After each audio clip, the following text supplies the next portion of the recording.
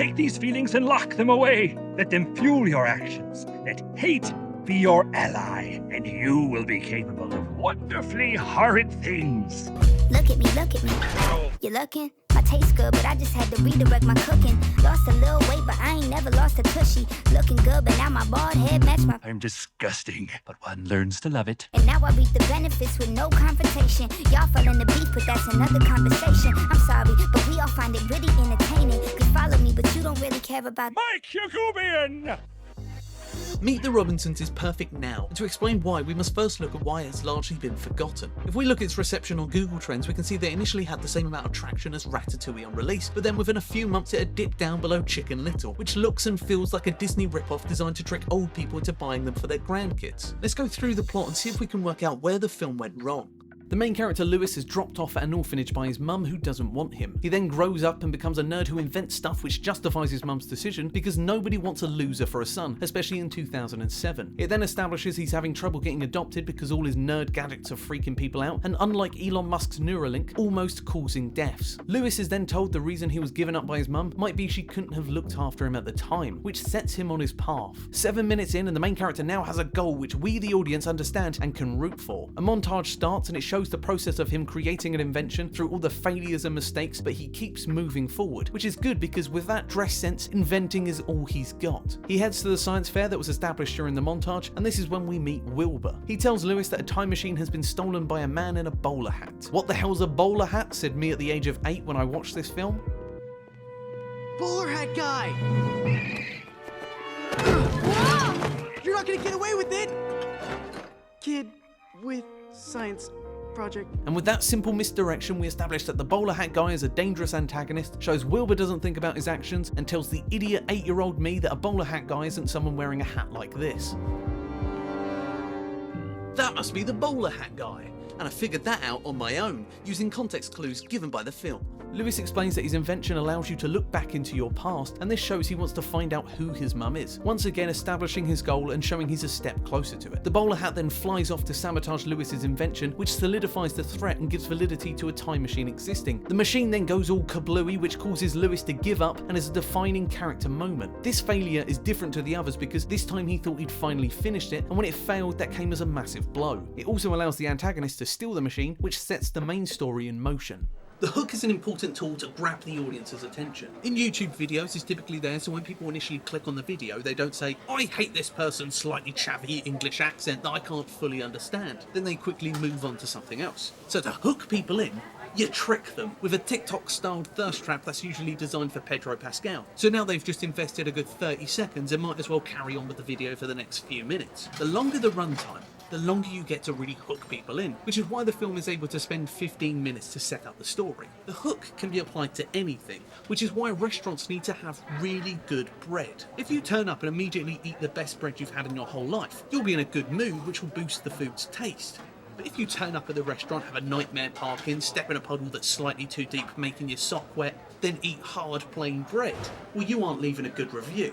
You could eat lobster wrapped in Wagyu beef sprinkled with caviar while the waitress gives you a back rub and whispers in your ear like ASMR. But because you've been put in a bad mood, you can't help but focus on the family at the next table who get along annoyingly well. Lewis is angry with his failures and he tears up all his ideas because he is at a low point. This is when Wilbur intervenes and tells him that he must finish his invention to stop the bowler hat guy from changing the course of history. However, Lewis doesn't believe he's from the future, so Wilbur murders him in cold blood.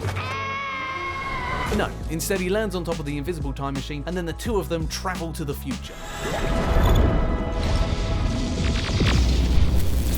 But if they have access to a time machine, then why would they need the mind scanner? Sure, Wilbur promises to take Lewis back to meet his mum after he's fixed it, but why not just cut out the middleman? This is what Lewis thinks, and it causes the two to fight over the time machine, which as a result sends it crashing to the ground like a sack of steamed hams. But why would Lewis do such a silly thing? Well, that's right, they've already established he can be quite selfish when it comes to his goals, as shown by him working late at night disrupting his roommate. The pair take the time machine back to Wilbur's house, where they are greeted by a robot. That's why you never dress like a colourblind Karen. Bro didn't understand the assignment. We then learn that if Wilbur's family finds out he's brought someone to the future, then he will get in trouble, which is nice and simple stakes. We now have a problem that the characters need to work around, which creates tension. The tension is also increased when Lewis accidentally gets sucked off in the garage and ends up in the garden, where he runs into a bunch of zany characters like Backwards Man, Cannon Boy, Train Girl, a Cranky Puppet, the Plot Pot Twins, the Octopus Butler, some singing frogs, and a few others. The pair regroup and attempt to fix the time machine, though things go wrong, which causes Lewis to have another tantrum, but Wilbur simply says to keep moving forward. To dinner, where a poorly dubbed Kurosawa-style samurai fight with sausages breaks out. But don't think about that just yet, because a peanut butter jelly gun has just come out, and it's faulty. Okay, that should do it. No.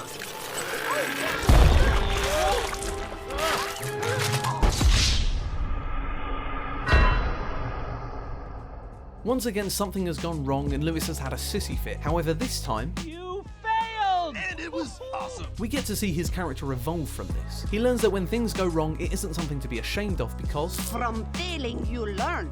From success, not so much. And from here, he's told to keep moving forward in the form of a musical number. The family is then attacked by a T-Rex, but I'll get back to that later. All you need to know for now is that the family work together to take it out, which then prompts Wilbur's mum to adopt little orphan Lewis because his character has changed and he's got that riz. I hope you're confused right now. I hope you're asking, why would the family gasp like that when seeing his yee-yee ass haircut? To answer that, we need to get a little sidetracked. This is Chekhov's gun. If I shot you right now, first of all, you'd be very surprised I managed to shoot you through your phone screen with my hat. But secondly, you'd think, where did he get a gun from? The whole point of Chekhov's gun is if a gun goes off in the third act, it must be introduced in the first act. Or in other words, if something changes the course of the plot, it should be set up earlier. The family gasped at Lewis's hair, which is the gun going off. But earlier when the robot screamed, this was because he knew Lewis was from the past. That is the gun being introduced, and why he was wearing fruit earlier. The fruit is then brought up a little bit later when Wilbur says, I can't take you seriously in that hat. that is there to remind the audience of the plot point. It's the equivalent of waving the gun around, shouting, "Look at me, I've got a gun," and shooting in the air like an oil-owning Texan. Setup and payoff. It's one of the fundamentals of storytelling that a surprising number of films completely forget about, probably because the writers are phoning it in since they aren't getting paid much. Or they're not getting paid much because they're phoning it in. But come on, white guys hosting late night shows, hire this white guy already. Wilbur's mum Uno reverses the adoption offering, making Lewis a lonely orphan once more. Then to rub salt into the wounds, Wilbur reveals he was never going to take Lewis to the past to see his mum. This becomes the lowest moment for our protagonist and allows the antagonist, the bowler hat guy, a chance to trick him with promises of letting Lewis meet his mum. It's the classic deal with the devil so you can get what you want, or a golden fiddle or whatever. The device gets fixed and then the bowler hat guy goes back on his promises because he's the devil in that analogy from the previous sentence. Pretty good lesson to have in a kids film, as children need to learn not to trust people offering everything they want, especially when they look like they're hobbyists tying women to train tracks. Trusting people like that is a surefire way of getting chucked into the back of a windowless van. If only more people watched this film, as then we'd hear a lot less stories about losing entire bank accounts from investing in crypto coins, like Squid Token. They should have learnt not to trust the person going, "Hey, I can give you all the money you could need if you'll just give me your money." But then again, who can you trust? Because Wilbur did the same thing, as he also lied to Lewis. Yet he doesn't look like someone who hangs out at playgrounds to watch kids that aren't his. We then get the grand reveal that Lewis is Wilbur's dad and the bowler hat guy is his old roommate Goob. He lost a little league game because Lewis kept him up all night with his inventing, so he couldn't stay awake. This leads to him getting beaten up, left to rot and despised by everyone. Hey Goob, what's up? Cool binder. Hey, Goob, wanna come over to my house today? They all hated me. He stews in this anger for years when suddenly he meets Doris, a failed invention of future Lewis that went rogue and got shut down, or so they thought. Both seeking revenge, they team up so they can take down Lewis by stealing his mind scanner, selling it off to a corporation and stealing his deserved riches. After the exposition, Lewis manages to escape. But Bowler Hat Guy goes through with his plan, which changes the world around them and sucks Wilbur off into a portal because in this future he doesn't exist. Films need themes, because that's what makes it interesting and gives an overall point or reason for the story to exist. The theme in Meet the Robinsons is keep moving forward. Learn from your failures and keep moving forward. Don't dwell on the past, just keep moving forward. It's a simple message, but it's effective because it's told well. Lewis is shown two paths that he can go down. We have the Robinson family, who represent the keep moving forward, and we have Goob, who represents looking back on the past. One side is shown as fun, eccentric and successful, while the other is bitter, resenting and looks like they go dumpster diving outside the local primary school. This is a brilliant way of creating an engaging narrative because you have two contrasting sides that are polar opposites of each other. And it's made even better by the fact they are both reasonable paths to go down. Everyone can agree you shouldn't dwell on the past, but we've all done that. So you have a villain with motivations that we can understand where they're coming from. And he's not evil for the sake of being evil. Unlike his hat. When Lewis runs into the house in search for help, he comes across the mind scanner that shows the bowler hat betraying Goob and taking over the world. Oh my god, the hat offered him everything he wanted, and then he got rug pulled. What a coincidence. Maybe the film is just trying to tell us that some people suck and will suck you dry, but not in a good way. After escaping the mind-controlled Robinson family and then flying through the dystopian future world while being pursued by a giant bowler hat, Lewis finds himself trapped, but manages to escape by travelling to the past, stopping Goob from selling off the mind scanner and defeating the hat. I am never going to invent you.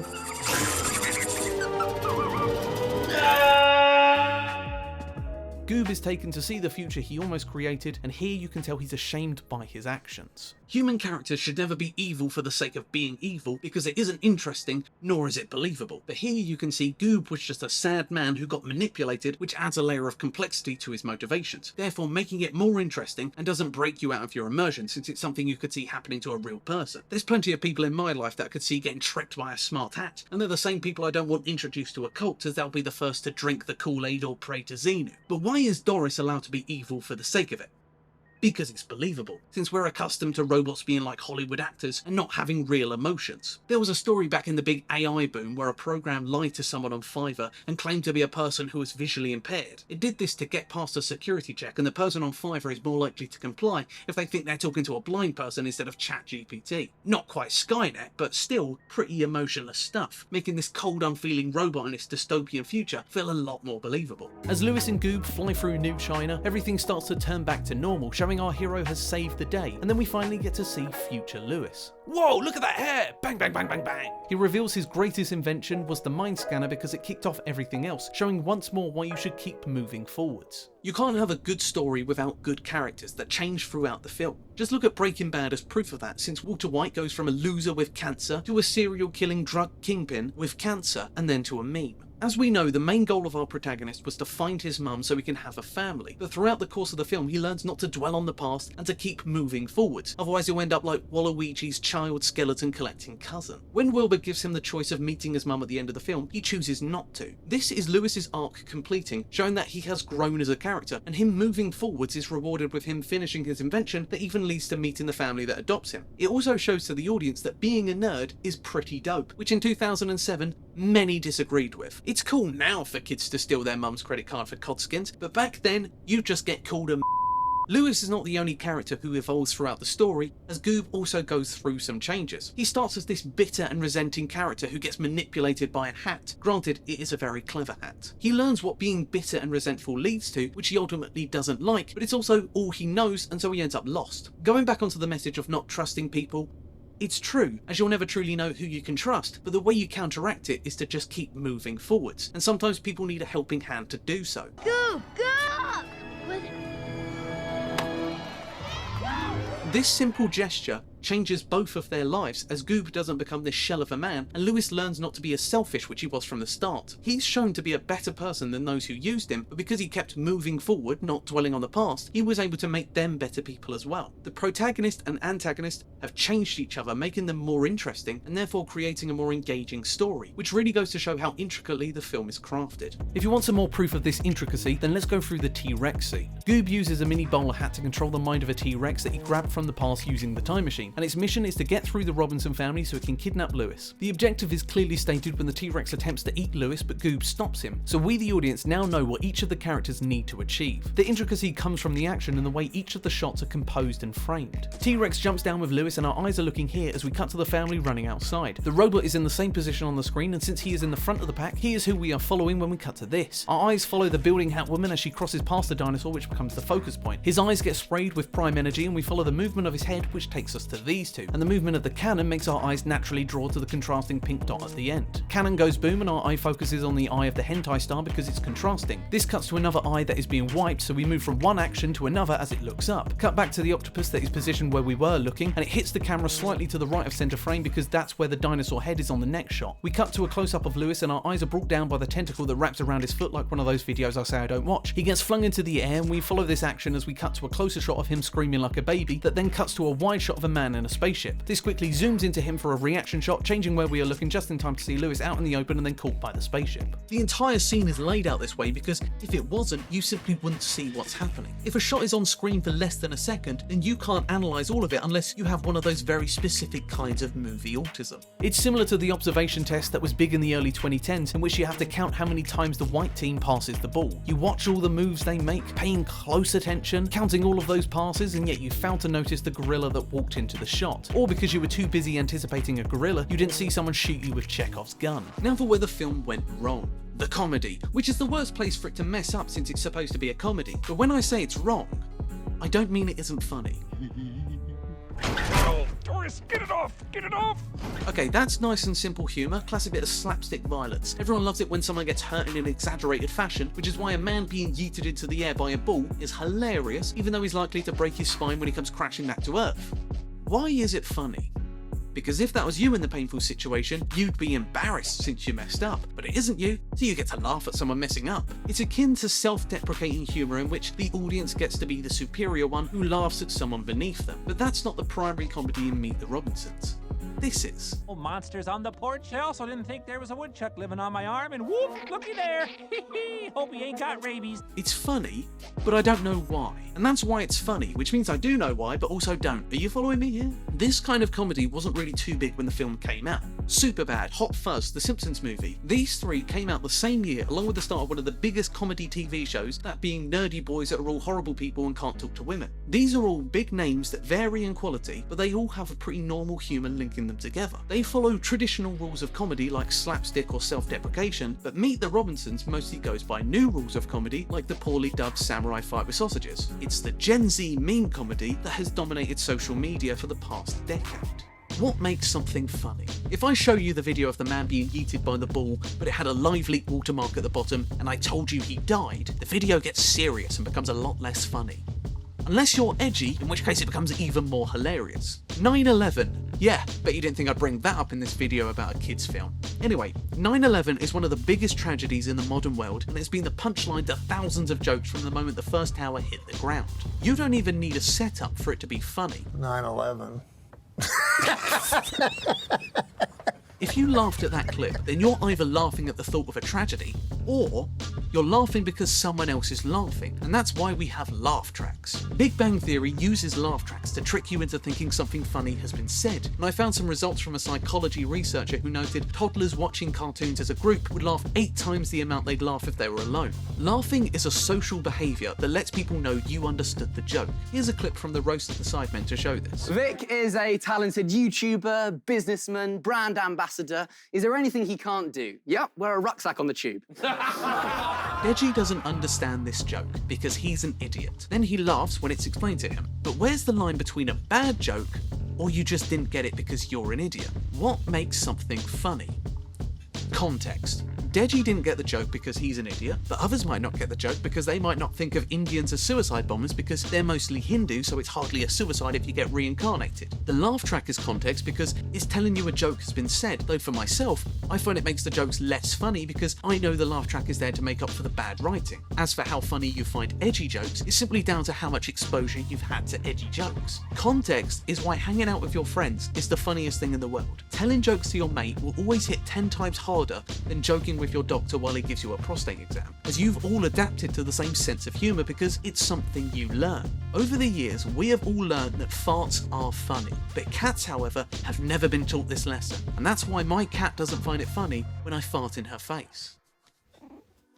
This is the reason Meet the Robinsons is perfect now. The comedy was ahead of its time and something people weren't used to, but now that Gen Z meme culture humour is bigger than ever, it's the perfect time to watch this film.